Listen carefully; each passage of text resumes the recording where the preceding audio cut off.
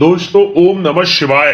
दोस्तों पूरे 500 सालों के बाद बन रहा है दिव्य दुर्लभ महाशुभ संयोग 6 जून निर्जला एकादशी।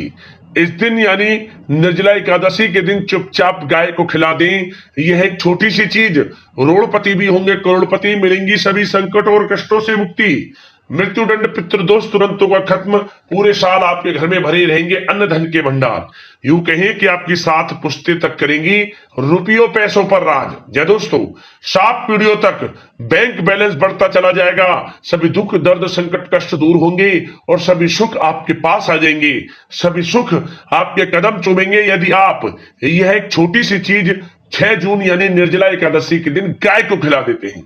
भगवान विष्णु जी माता लक्ष्मी की कृपा से आपके घर में अन्न धन के भंडार बने रहेंगे और यूं कहें गरीबी आपके घर का रास्ता भूल जाएगी। गरीबी का नामो निशान खत्म हो जाएगा आपके जीवन से, क्योंकि इस बार निर्जला एकादशी बहुत ही दुर्लभ योग में है। गाय से जुड़े ये उपाय आपको मालामाल कर देंगे, समस्त दुख दर्द संकटों से आपको छुटकारा दिलवा देंगे। तो दोस्तों वीडियो को मिस मत करना, बहुत ही महत्वपूर्ण वीडियो है। गाय से जुड़े ये उपाय आपके संपूर्ण जीवन को बदल देंगे। जीवन में खुशियों का वास होगा। यदि आप अपने जीवन से गरीबी को दूर करना चाहते हैं, दुख दर्द संकट कष्ट हमेशा के लिए दूर हो जाए, ऐसे कामना चाहते हैं, तो आज की वीडियो पूरी देखकर जाना, क्योंकि वीडियो बड़ी महत्वपूर्ण है। आपको लाभ अवश्य मिलेगा। आगे शुरू करें वीडियो को। सबसे पहले तो लाइक करना, जय लक्ष्मी नारायण कमेंट्स में जरूर लिखना। दोस्तों आपको बता दें, इस साल ज्येष्ठ शुक्ल पक्ष एकादशी तिथि निर्जला एकादशी का व्रत रखा जाएगा। बता दें, भगवान विष्णु जी को विशेष कृपा पाने के लिए निर्जला एकादशी का सबसे अच्छा पवित्र दिन माना गया है। निर्जला एकादशी पर पूरे विधि विधान से भगवान विष्णु जी और माता लक्ष्मी की उपासना करनी चाहिए। मान्यता है कि इस दिन यदि आप भगवान विष्णु जी माता लक्ष्मी का विधि विधान से पूजन करते हैं, इनके मंत्रों का जाप करते हैं, तो दोस्तों आपके जीवन में सुख समृद्धि में वृद्धि होती है, धन सुख संपदा में वृद्धि होती है। भगवान विष्णु जी माता लक्ष्मी की कृपा आपके ऊपर सदैव बनी रहती है। इस दिन आप सुबह जल्दी उठकर स्नान आदि से निवृत्त हो जाएं, घर के मंदिर में दीप प्रज्वलित करें, भगवान विष्णु जी का गंगा जल से अभिषेक करें, भगवान विष्णु जी को पुष्प और तुलसी दल अर्पित करें। अगर संभव हो सके तो इस दिन व्रत भी रख लें, भगवान की आरती करें, भगवान को भोग लगाएं। इस बात का विशेष ध्यान रखें कि भगवान को सिर्फ सात्विक चीजों का भोग लगाया जाता है। भगवान विष्णु जी के भोग में तुलसी को जरूर शामिल करें। ऐसा माना जाता है बिना तुलसी के भगवान विष्णु जी भोग ग्रहण नहीं करते।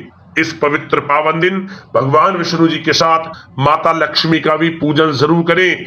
इस दिन अधिक से अधिक भगवान विष्णु जी माता लक्ष्मी के मंत्रों का जाप करें, इनका ध्यान करें और इस दिन यथाशक्ति सामर्थ्य के अनुसार अन्न धन वस्त्र का दान करें। जो भी हो आप दान जरूर करें। निर्जला एकादशी के दिन जो भी आपसे बने लाभ मिलेगा, समस्त मनोकामनाएं आपकी पूर्ण होंगी। और इस दिन दोस्तों पीपल के पेड़ के नीचे आटे का चौमुखी दीपक बनाकर सरसों का तेल डालकर जरूर जलाएं। एकादशी के दिन पीपल के पेड़ का पूजन जरूर करें, दीपक जरूर जलाएं, परिक्रमा करें पीपल के पेड़ की, भगवान विष्णु जी के मंत्रों का, माता लक्ष्मी के मंत्रों का जाप करें, क्योंकि समस्त देवी देवताओं का वास पीपल के दिन एकादशी के दिन माना जाता है। पीपल को समस्त देवी देवताओं का वास माना गया है एकादशी के दिन। तो पीपल की पूजा जरूर करें, आपको लाभ मिलेगा। भगवान विष्णु जी माता लक्ष्मी कृपा आपके ऊपर बरसेगी। अब दोस्तों बात करते हैं गाय से जुड़े कौन कौन से महत्वपूर्ण उपाय हैं जो कि आपको निर्जला एकादशी के दिन जरूर करने चाहिए। चलिए शुरू करते हैं। दोस्तों सनातन परंपरा में गाय, गंगा और गायत्री का बहुत ज्यादा धार्मिक महत्व है। मान्यता है कि गौ माता के शरीर पर 33 कोटि देवी देवताओं का वास होता है। गौ माता की सेवा एवं पूजा करने वाले जातक पर इन सभी देवी देवताओं की कृपा बरसती है। गौ सेवा से न सिर्फ इस जन्म के बल्कि पूर्व जन्म के भी दोष दूर हो जाते हैं। प्रत्येक सुबह जब आपके घर में भोजन बनना प्रारंभ हो तो सबसे पहले बनाई गई रोटी को आप गौ माता के नाम से निकाल दें और भोजन करने से पूर्व गौ माता को इस रोटी को खिलाएं। यदि संभव हो तो काली गाय को खिलाएं। यदि काली गाय ना मिले तो सफेद गाय को भी आप खिला सकते हैं। प्रत्येक पूजा और मांगलिक कार्य में गौ माता या उनसे जुड़ी चीजें जैसे गाय का गोबर, गोमूत्र, गाय का दूध अथवा गाय के दूध से बना घी अवश्य शामिल करें। इससे आपको पुण्य फलों की प्राप्ति होगी। सनातन परंपरा के अनुसार जिस घर में गाय होती है उस घर से जुड़े सभी वास्तु दोष स्वतः ही समाप्त हो जाते हैं। किसी भी पूजा में गाय से प्राप्त पंचांगव्य युक्त पदार्थ का उपयोग अवश्य शामिल करें, क्योंकि पंचांगव्य के बिना कोई भी पूजा पाठ और हवन सफल नहीं होता। या दोस्तों, गो कृपा पाने के लिए प्रतिदिन, सप्ताह अथवा महीने में परिवार समेत एक बार गौशाला जाने का नियम जरूर बनाएं और वहां गायों को हरा चारा जरूर खिलाएं। इससे आपको शुभ फलों की प्राप्ति होगी और साथ ही साथ गौ सेवा और गौ पूजा से 9 ग्रह शांत हो जाते हैं और इनसे जुड़े दोषों का निदान हो जाता है।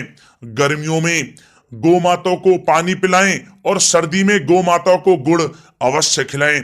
ध्यान रखें कि गर्मियों में गाय को गुड़ ना खिलाएं। अनेक देवी देवताओं को अपने शरीर पर धारण करने वाली गौ माता से जुड़े कई शुभ और अशुभ संकेत भी होते हैं। मसलन गाय का दूध दुहाते समय यदि गाय ठोकर मार दे और सारा दूध बिखर जाए तो अपशगुन होता है। यदि कोई यात्रा पर निकल रहा हो और गाय अपने बछड़े को दूध पिलाती सामने आ जाए तो निश्चित रूप से जिस यात्रा के लिए आप निकले हैं वह यात्रा आपके लिए अवश्य ही सफल होगी और वह काम जिसके लिए आप निकले हैं वह अवश्य ही पूर्ण होगा। यात्रा पर जाते समय बाईं ओर गाय की आवाज आना और रात्रि में गाय की हुंकार करना भी शुभ होता है।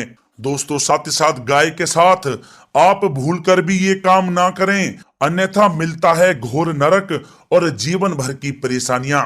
या दोस्तों, गाय को राष्ट्रीय पशु बनाए जाने और इन्हें मौलिक अधिकार दिए जाने की बात हो रही है तो सवाल उठता है कि गाय जब भारतीय संस्कृति का अहम हिस्सा है तब भी गाय के साथ लोग खराब व्यवहार कैसे कर लेते हैं। गाय दर दर भटकती रहती है, भरपेट इन्हें चारा तक लोग नहीं देते। गाय जब तक दूध देती रहती है तो उनकी सेवा होती है और जैसे ही दूध देना बंद कर देती है तो लोग इन्हें उनकी किस्मत पर छोड़ देते हैं, सड़कों पर और गलियों में भटकने के लिए। ऐसे में गोवंशी जीवों को कोई डंडे से मारता है तो कोई उन पर पानी डाल देता है।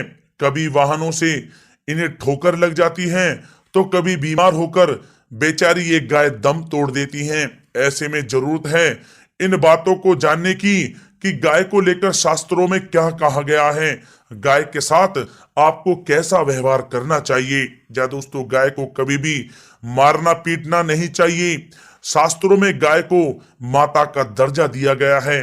गाय को मारने पीटने वाला माता को मारने पीटने वाले के समान पाप का भागी माना जाता है।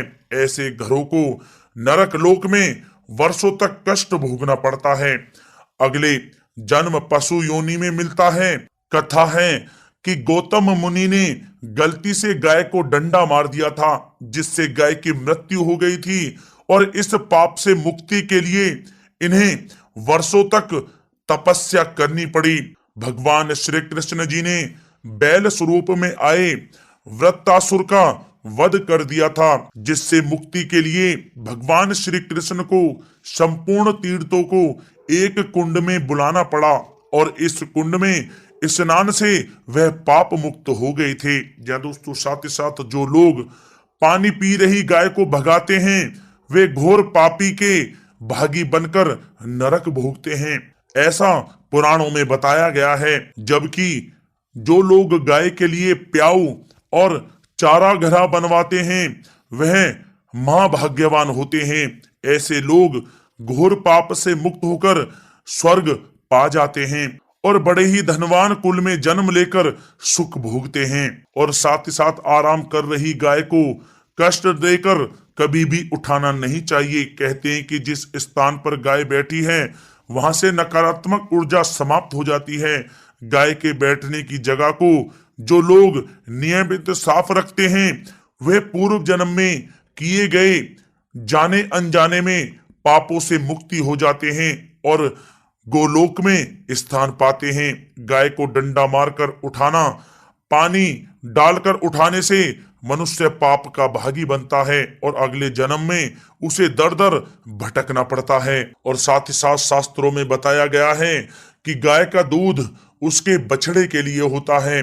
गाय के बछड़े से बचा हुआ दूध ही मनुष्य को लेना चाहिए, लेकिन कुछ लोग एक बार गाय को दूह लेने के बाद फिर से बछड़े के लिए बचा हुआ दूध भी दूह लेते हैं। ऐसा करना घोर पाप कहा जाता है।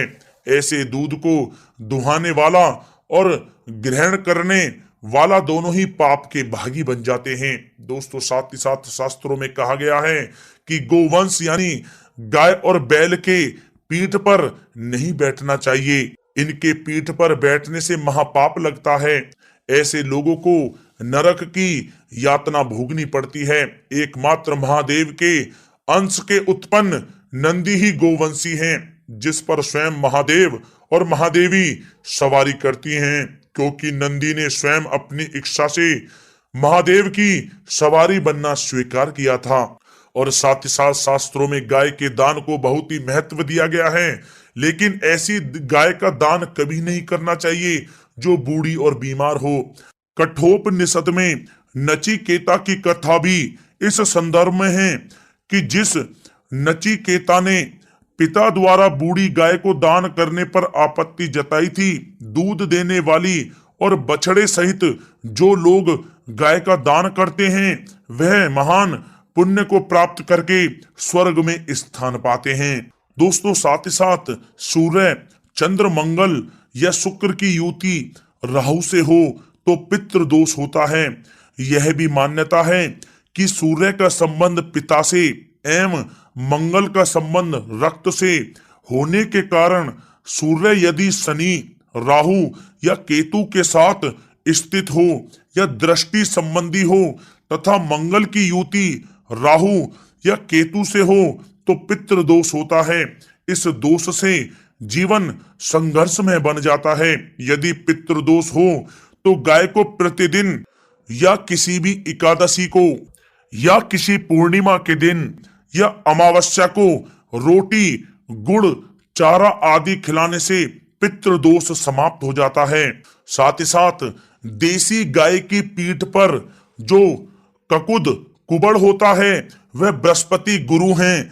अतः जन्म पत्री में यदि बृहस्पति अपनी नीच राशि मकर में हो या अशुभ स्थिति में हो तो देसी गाय के इस बृहस्पति भाग एवं शिवलिंग रूपी कुबड़ के दर्शन करने चाहिए। गुड़ तथा चने की दाल रखकर गाय को रोटी भी दें, इससे आपको शुभ फलों की प्राप्ति होगी। और साथ ही साथ यदि आप रास्ते में जा रहे हों और सामने से गौ माता आती हुई दिखाई दें तो गौ माता को आप अपनी दाहिनी ओर से जाने देना चाहिए। आपकी यात्रा अवश्य ही सफल होगी। और साथ ही साथ यह संकेत भी जान लें, यदि आप यात्रा पर जा रहे हैं और सामने आपके गाय पड़ जाए अथवा अपने बछड़े को दूध पिलाती हुई सामने गाय दिखाई दे जाए तो समझ जाना कि वह यात्रा आपके लिए अवश्य ही सफल होगी। और साथ ही साथ जिस घर में गाय होती है उसमें वास्तु दोष स्वतः ही समाप्त हो जाता है। और साथ ही साथ आपको बता दें कि गाय को आप जो भी रोटी बनाएं प्रतिदिन ताजी रोटी ही बनाएं।